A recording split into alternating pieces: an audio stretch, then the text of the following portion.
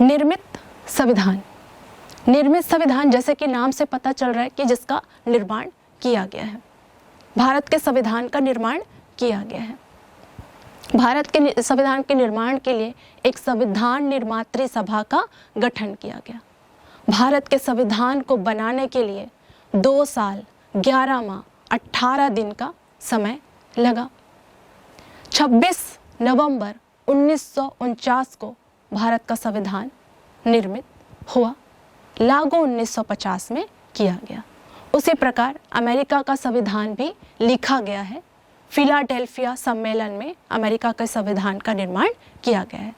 तो किसी सभा के द्वारा, किसी सम्मेलन के द्वारा संविधान का निर्माण किया जाता है, उसको हम निर्मित संविधान कहते हैं।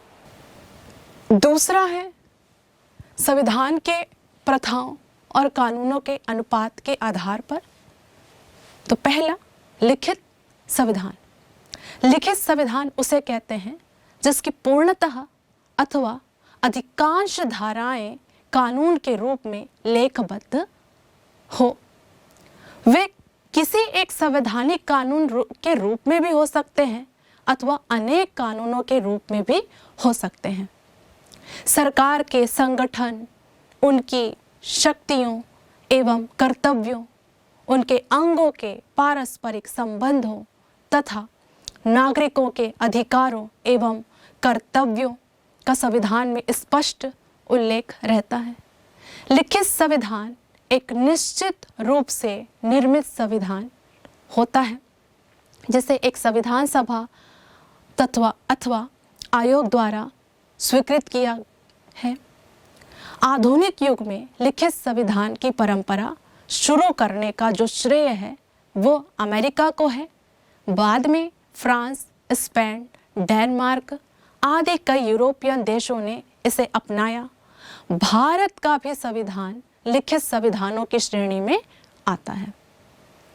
तो लिखित संविधान जो होते हैं वो लिखा जाता है, अधिकांश हिस्से उसके लिखे जाते हैं और वो कठोर भी होते हैं और किसी संविधान सभा या किसी आयोग के द्वारा ही बनाया जाता है। बनाया गया है मतलब वो लिखा भी जाएगा।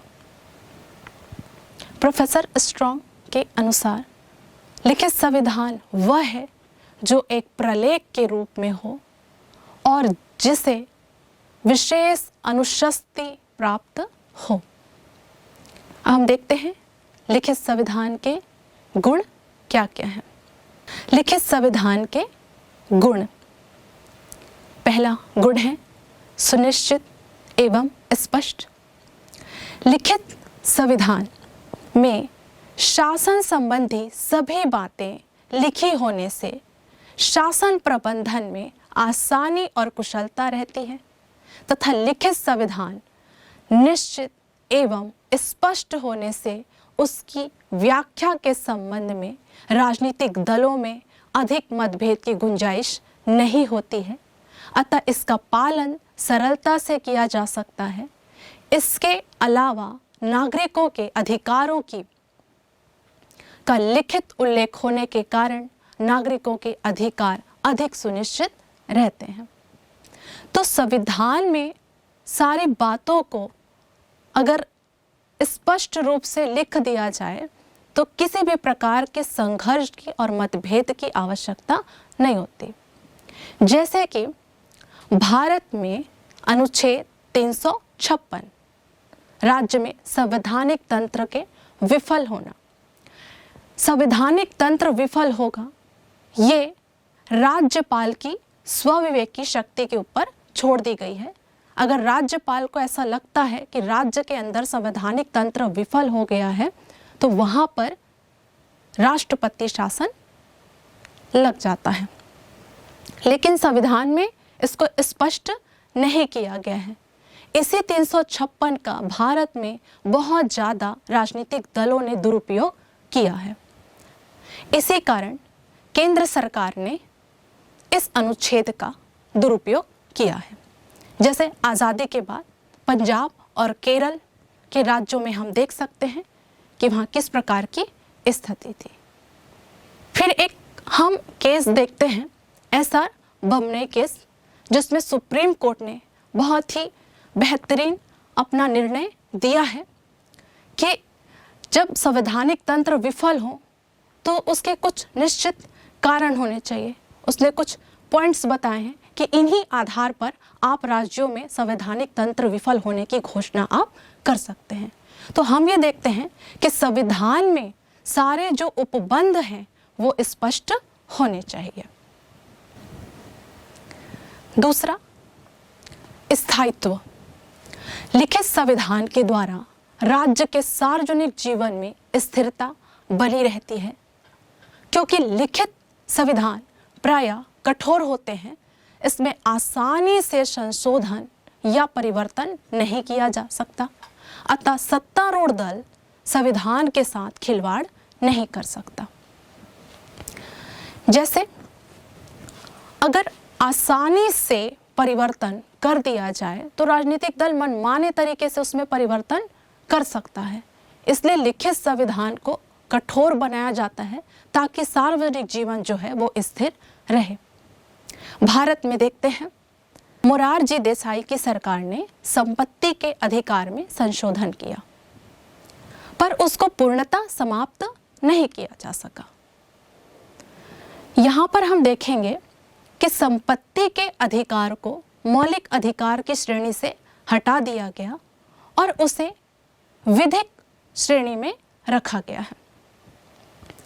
हमारी अगर संपत्ति का अधिकार अगर मौलिक अधिकार में होता तो सरकार हमसे हमारी संपत्ति को छीन नहीं सकती। जैसे कि रोड जब बनाया जाता और आपके मकान को या आपकी दुकान को वहाँ से हटाने की ज़रूरत पड़ती तो सरकार आपके मकान को या दुकान को वो हटा नहीं सकती, क्योंकि आपका ये मौलिक अधिकार है और इसके लिए आप न्यायपालिका के पास जा सकते हैं।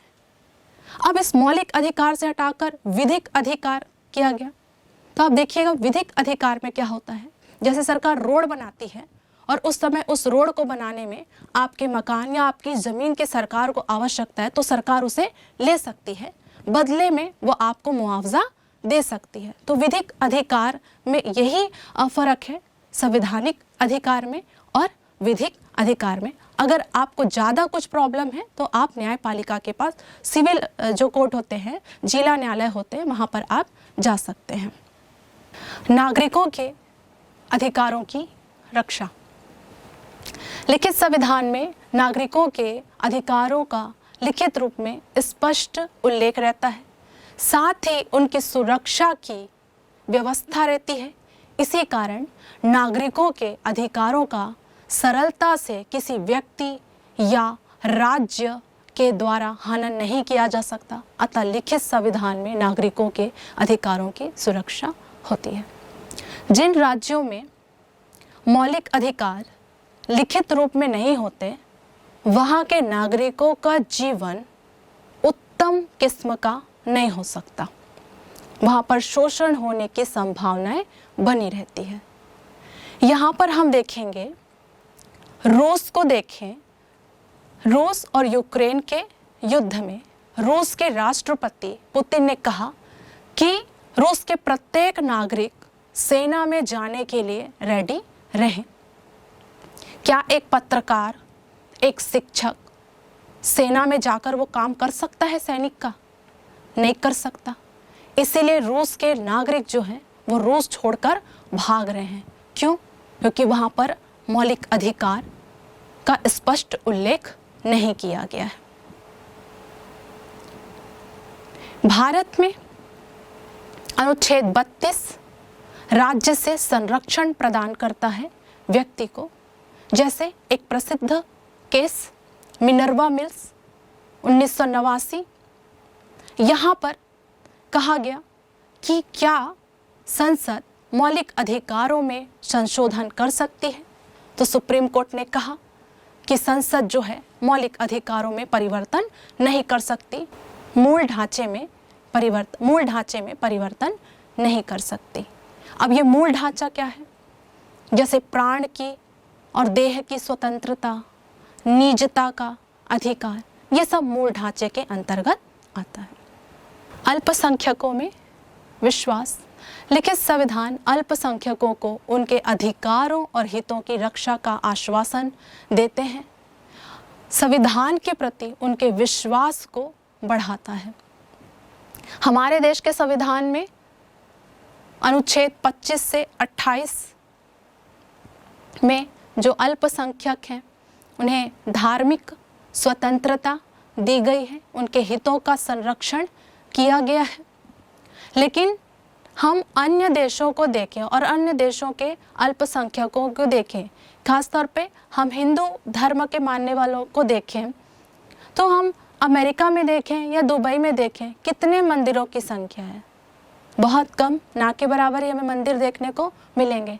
लेकिन आप भारत में आइए तो भारत में देखेंगे कि हर जगह पे आपको मंदिर, मस्जिद, गुरुद्वारे, चर्च आपको देखने को मिलेगा, क्योंकि भारत का संविधान अल्पसंख्यकों के हितों का संरक्षण करती है।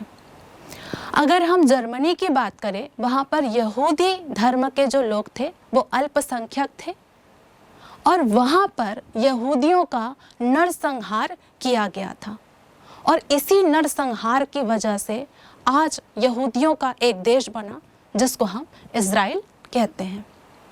तो यहाँ पर आप देखिएगा कि अल्पसंख्यक जो है वो बहुमत का उनके ऊपर अत्याचार हो सकता है, इसलिए संविधान में अल्पसंख्यकों की का स्पष्ट उल्लेख करना चाहिए, उनके हितों का और अधिकारों का स्पष्ट उल्लेख होना चाहिए। 5वां, संघीय राज्यों के लिए उपयुक्त। लिखित संविधान संघीय राज्यों के लिए उपयुक्त है क्योंकि संघीय शासन में शक्तियों और कार्यों व अधिकारों का विभाजन केंद्र सरकार और राज्य सरकारों के बीच होता है। इन दोनों सरकारों के बीच अनावश्यक संघर्ष व तनाव को रोकने के लिए लिखित संविधान का होना आवश्यक है। लिखित संविधान में इन सब बातों का, जैसे संघ में शामिल राज्यों का संघ में क्या स्थान है, संघ के साथ उनके संबंध, केंद्र और राज्यों के कार्यों एवं अधिकारों का स्पष्ट विभाजन, केंद्र व राज्यों की शासन विधि, राज्यों के अपने संबंध, सरकारों की एक स्वरूप आदि का वर्णन लिखित रूप में अच्छी तरह होता है।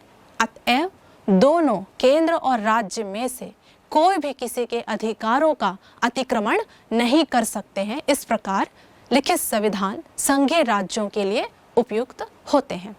जैसे जहाँ पर संघात्मक शासन प्रणाली होती है, संघात्मक शासन प्रणाली में शक्ति का विभाजन होता है, केंद्र और राज्य सरकार के बीच शक्तियों का विभाजन होता है। इस विभाजन को हम देख सकते हैं केंद्र सूची, राज्य सूची और समवर्ती सूची के रूप में। केंद्र सूची पर जो विषय हैं उस पर कार्य केंद्र सरकार करेगी, राज्य सूची के जो विषय हैं उस पर राज्य सरकारें कार्य करेंगे और समवर्ती सूची जो है उसमें केंद्र सरकार और राज्य सरकार दोनों उस पर कार्य कर सकती है। जैसे कि शिक्षा जो है समवर्ती सूची में आता है, तो दोनों केंद्र और राज्य सरकार दोनों इस पर कार्य कर सकती है। तो यहाँ पर किसी कार्य को लेकर, किसी शक्ति को लेकर कोई टकराव ना हो, कोई संघर्ष ना हो, इसलिए लिखित यहाँ पर संविधान का होना आवश्यक है। शासन के अनावश्यक हस्तक्षेप एवं अत्याचार से रक्षा। चूँकि संविधान लिखित रूप में होता है, इस कारण शासक दल अपनी इच्छा अनुसार या मनमाने तरीके से इसमें परिवर्तन नहीं कर पाते हैं। इसमें जनता तथा शासन दोनों के अधिकार और कर्तव्य लेखबद्ध होते हैं। अतः शासन या सरकार के सभी अंग अपनी शक्तियों या कार्यों का प्रयोग संविधान की सीमा में रहकर ही करते हैं। अतः लिखित संविधान में शासकों के अनावश्यक हस्तक्षेप व अत्याचार की संभावनाएं बहुत ही कम होती है।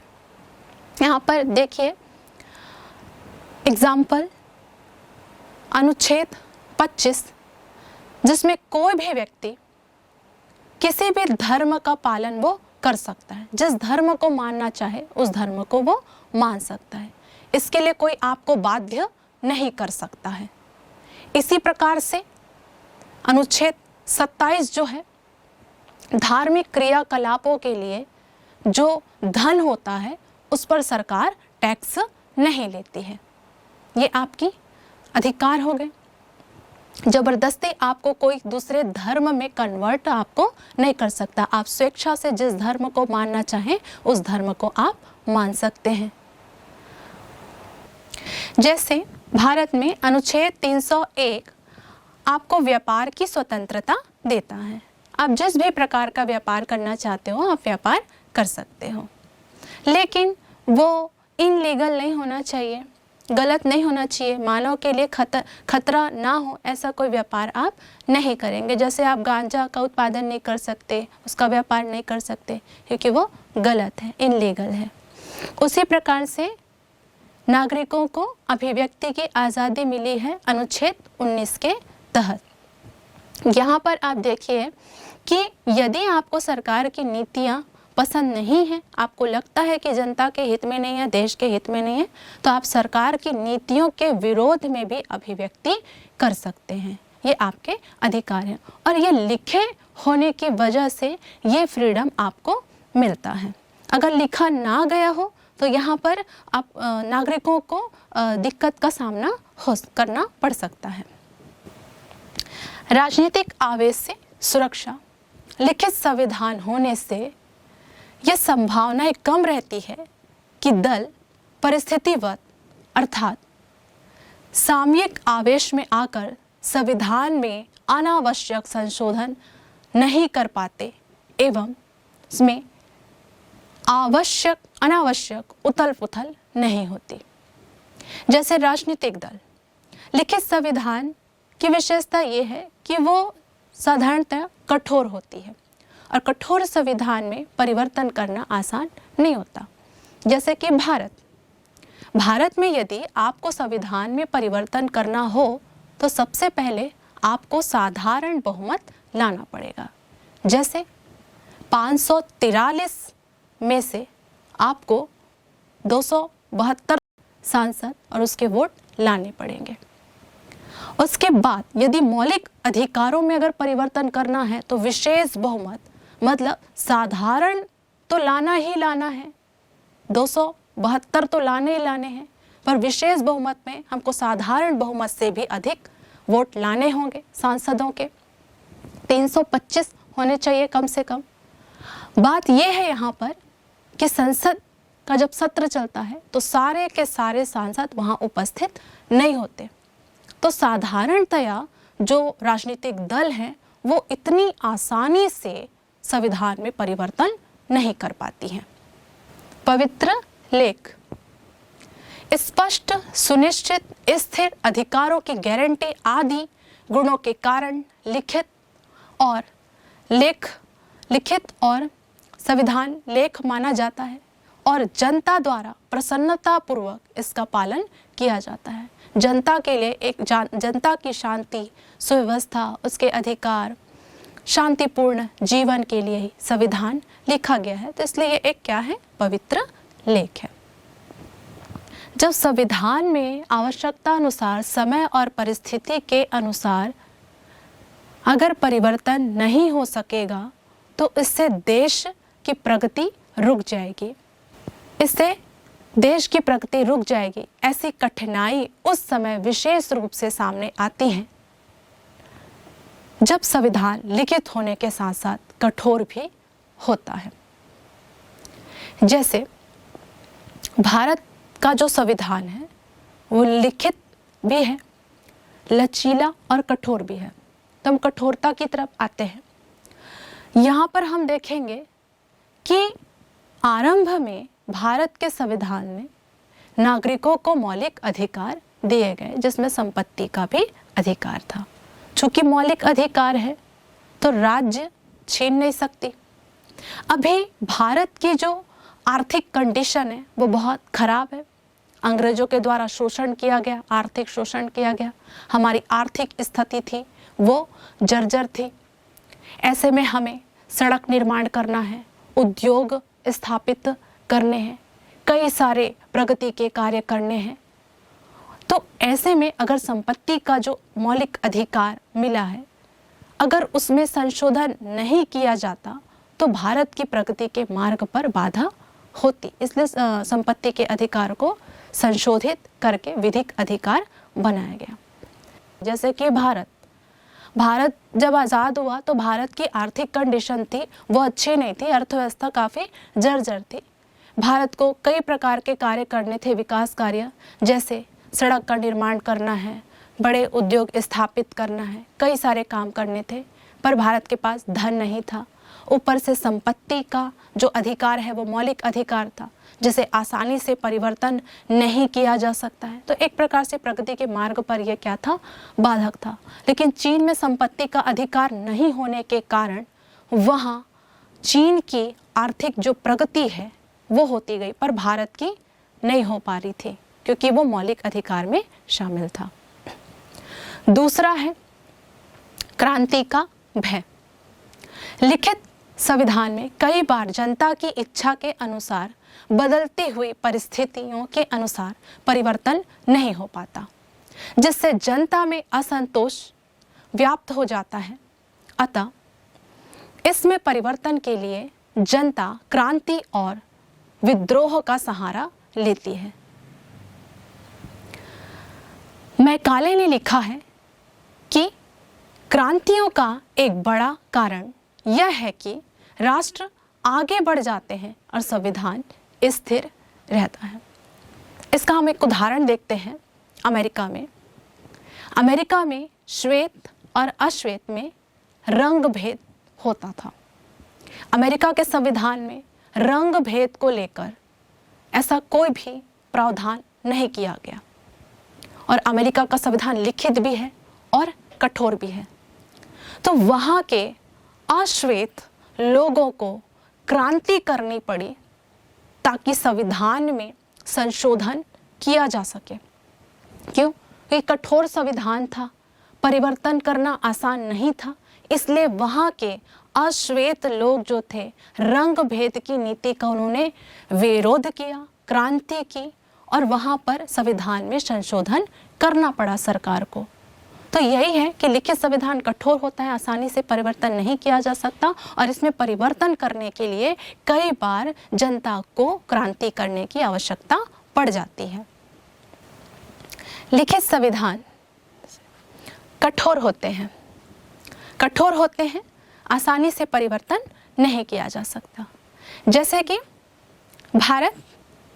भारत में यदि आपको मौलिक अधिकारों से संबंधित या नीति निर्देशक तत्व हैं, उसमें यदि आपको परिवर्तन करना है तो उसके लिए आपको विशेष बहुमत की आवश्यकता होती है। साधारण बहुमत है, उससे ज़्यादा आपको वोटों की, सांसदों की ज़रूरत पड़ती है, जो कि आसान नहीं होता। इतने सारे जो सांसद हैं, सारे के सारे सांसद जो हैं 543 एक साथ वो वहाँ पर संसद में नहीं बैठे होते हैं। और कठोर है, जैसे कि जीएसटी को लेकर यहाँ पर हम देखेंगे कि विशेष बहुमत के साथ साथ आधे राज्यों की स्वीकृति की भी आवश्यकता होती है।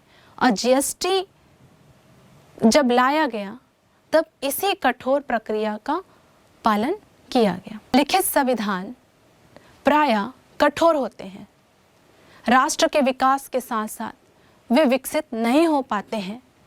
ऐसा संविधान भविष्य के विकास को सोचे बिना ही निश्चित कर दिए जाते हैं। यह आवश्यक नहीं है कि जो कानून या सिद्धांत तत्कालिक परिस्थिति में ठीक है वह 50 वर्ष बाद भी उपयुक्त रहे। जब संविधान का निर्माण किया गया था उस समय की परिस्थिति अलग थी। समय और परिस्थितियां बदलती हैं, उसके अनुसार कानून को भी बदलना चाहिए, पर कठोर संविधान होने की वजह से आसानी से उसमें परिवर्तन नहीं किया जा सकता। कठोर संविधान, हम अमेरिका के संविधान को देखें तो इतने सालों 216 सालों के वर्षों के आसपास भी वहाँ इतना ज़्यादा संशोधन नहीं हुआ है। तकरीबन 27 ही संशोधन वहाँ पर हुए हैं। और भारत जो 1947 को आज़ाद हुआ और 1950 को जिनका संविधान लागू हुआ, वहाँ 100 से भी ज़्यादा संविधान में संशोधन हो चुके हैं। भारत का संविधान लचीला और कठोर भी है। तो हम कठोरता की तरफ अगर हम देखें तो भारत को यदि मौलिक अधिकारों में परिवर्तन करना है, नीति निर्देशक तत्व में यदि परिवर्तन करना है, तो भारत में विशेष बहुमत जो प्रक्रिया है उसको अपनाना पड़ता है, या राज्यपाल की शक्ति है, राष्ट्रपति की शक्ति को बढ़ाना है या घटाना है, या सर्वोच्च न्यायालय, उच्च न्यायालय जैसे संस्था की शक्तियों में अगर बढ़ाना है शक्ति को या घटाना है, तो विशेष बहुमत के साथ साथ आधे राज्यों की स्वीकृति का होना आवश्यक है। आधे राज्यों की स्वीकृति प्राप्त करना इतना आसान नहीं है, क्योंकि केंद्र और राज्यों में अलग अलग पार्टी की सरकारें होती हैं, अलग विधानमंडल है, तो वहाँ इतना आसान नहीं होता संविधान में परिवर्तन करना। जो लिखित संविधान कठोर होने की वजह से हम समय और परिस्थिति के अनुसार कानून में परिवर्तन नहीं कर सकते। संकट काल के लिए अनुपयुक्त। लिखित संविधान संकट काल के लिए अनुपयुक्त है क्योंकि शीघ्र लेने की आवश्यकता होती है, परंतु लिखित संविधान में शीघ्र निर्णय लेने की संभावनाएं नहीं रहती। लिखा हुआ है इसलिए निर्णय शीघ्र नहीं लिया जा सकता। अगर लिखा हुआ ना हो तो निर्णय शीघ्र लिया जा सकता है। लेकिन हम भारत के संविधान की बात करें तो भारत में 352, 356 और 360 जो संकट काल के लिए है, एक उचित निर्णय भारत ले सकता है। अलिखित है इसलिए समय परिस्थिति के अनुसार, संकट के अनुसार हम निर्णय ले सकते हैं, पर जो लिखित होता है, जैसा लिखा है वैसा ही हमको निर्णय लेना पड़ेगा। भारत को देखें तो भारत में इसके लिए उपयुक्त व्यवस्था है, जैसे अनुच्छेद 352, 356 और 360। तो भारत हर संकट के समय, भारत में जब भी संकट की घड़ी आई है तो भारत ने उसको बहुत ही अच्छे तरीके से हैंडल किया है, क्योंकि हमारे पास ये उपबंध हैं। अधिकारों की रक्षा हेतु आवश्यक नहीं। नागरिकों के अधिकारों की रक्षा हेतु लिखित संविधान आवश्यक नहीं है। वास्तव में नागरिकों के अधिकारों की सुरक्षा लिखित संविधान की अपेक्षा स्वतंत्र न्यायालय, सशक्त विरोधी दल पर अधिक निर्भर करती है। ब्रिटेन का उदाहरण इस बात का प्रमाण देता है कि वहाँ अलिखित संविधान होते हुए भी नागरिकों के अधिकार पूर्ण रूप से सुरक्षित हैं। हमारे संविधान में हमें अधिकार लिखित रूप से मिले, ब्रिटेन में लिखा हुआ नहीं है, फिर भी वहाँ के नागरिकों को वो सारे अधिकार मिलते हैं लगभग जितने हमें मिले हुए हैं। तो वहाँ एक सशक्त राजनीतिक दल है, प्रेस और न्यायपालिका के माध्यम से भी मौलिक अधिकारों की या जो अधिकार राज्य देता है उसकी सुरक्षा की जा सकती है। न्यायपालिका को अनुचित महत्व मिल जाता है। लिखित संविधान वाले देशों में न्यायपालिका ही संविधान की व्याख्या करती है, अतः संविधान वही हो जाता है जो न्यायाधीश कहते हैं। अमेरिका में संविधान न्यायपालिका की इच्छा के अनुसार कार्य कर रहा है। अमेरिका के एक मुख्य न्यायाधीश हुज ने कहा था, अमेरिकन जनता एक संविधान के अंतर्गत अवश्य रहती है, परंतु संविधान वही है जो न्यायाधीश कहते हैं। अमेरिका का जो संविधान है केवल 7 अनुच्छेदों वाला संविधान है। अब इस 7 अनुच्छेद के आधार पर 150 से 200 साल से वो शासन कर रहे हैं। सिर्फ 7 अनुच्छेद हैं। तो अमेरिका में कई सारे विवाद, कई सारी अस्पष्टता हैं जिसे न्यायपालिका ही सॉल्व करती है। भारत का संविधान बहुत ही विस्तृत है, तो भारत की जो न्यायपालिका है बस उन्हीं मुद्दों पर जिसमें विवाद होते हैं उन्हीं का वो सल्यूशन करती है, उसी का वो निर्णय देती है, चूँकि विस्तृत लिखा है। न्यायपालिका, अगर भारत की न्यायपालिका या अमेरिका की जो न्यायपालिका है उन्हें एक शक्ति मिली हुई है, उसे हम कहते हैं न्यायिक पुनर्विलोकन की शक्ति। इस शक्ति के आधार पर न्यायपालिका संसद के बनाए हुए कानून को अवैध घोषित कर सकती है यदि वो संविधान के अनुसार नहीं है, या कार्यपालिका के कार्यों को अवैध घोषित कर सकती है यदि वो संविधान के अनुसार ना हो। न्यायपालिका जो है शब्द बाय शब्द संविधान की लिखी हुई बातों को फॉलो करती है। न्यायपालिका भावनाओं पर नहीं चलती, न्यायपालिका तथ्यों पर चलती है। जैसे भारत में जम्मू और कश्मीर में 370 हटाया गया। 370 क्यों हटाया गया? ताकि जम्मू और कश्मीर का विकास कर सके, उन्नति कर सके, वहाँ आतंकवादी गतिविधियाँ हैं उन्हें समाप्त कर सके। तो ये भारत के लिए अच्छा है। 370 हटाने के विरुद्ध कई सारे PIL दाखिल किए गए। न्यायपालिका उसे अवैध घोषित कर पाती यदि सरकार इसको अनुचित रूप से करता, संविधान के अनुसार नहीं करता। तो न्यायपालिका वही करती है जो संविधान में लिखा होता है और तथ्य के आधार पर करती है। इसका मतलब ये नहीं है कि न्यायपालिका जो है उन्नति के मार्ग पर बाधा डालती है, ऐसा नहीं है। न्यायपालिका संविधान की लिखी हुई बातों को ही फॉलो करती है।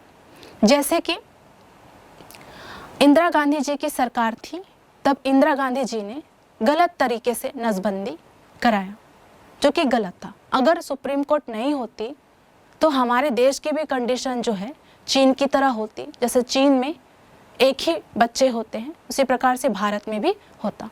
तो न्यायपालिका की जो न्यायिक पुनर्विलोकन की जो शक्ति है वो देश के हित में ही है और जनता के हित में है। बस अंतर इतना है कि न्यायपालिका जो है भावनाओं पर नहीं तथ्यों पर चलती है और संविधान में जो बातें लिखी गई हैं उसके अनुसार ही वो निर्णय प्रदान करती है। अगला विवाद का विषय, संविधान की धाराओं या उपबंधों की व्याख्या कानून के ज्ञाता अलग अलग करते हैं। परिणाम यह होता है कि वह अनावश्यक विवाद का विषय बन जाता है। इसलिए भारतीय संविधान को वकीलों का स्वर्ग कहा जाता है। यहाँ पे हम देखेंगे, भारत में देखें तो कई सारे केसेस आए हैं जिसमें न्यायपालिका ने अलग अलग निर्णय दिया है। जैसे कि गोलकनाथ बनाम पंजाब राज्य 1967। यहाँ पर इस केस में यह था कि क्या संसद मौलिक अधिकारों में परिवर्तन कर सकती है। तो न्यायपालिका ने निर्णय लिया और कहा कि न्यायपालिका की संसद जो है वो मौलिक अधिकारों में परिवर्तन नहीं कर सकती है। फिर एक महत्वपूर्ण केस आया, केशवानंद भारती बनाम केरल राज्य 1973। यहाँ फिर से वही बात हुई, क्या संसद मौलिक अधिकारों में परिवर्तन कर सकती है। तो सुप्रीम कोर्ट ने कहा कि परिवर्तन कर सकती है किंतु मूलभूत ढांचे में परिवर्तन नहीं कर सकती। फिर एक और महत्वपूर्ण केस, मिनर्वा मिल्स 1980।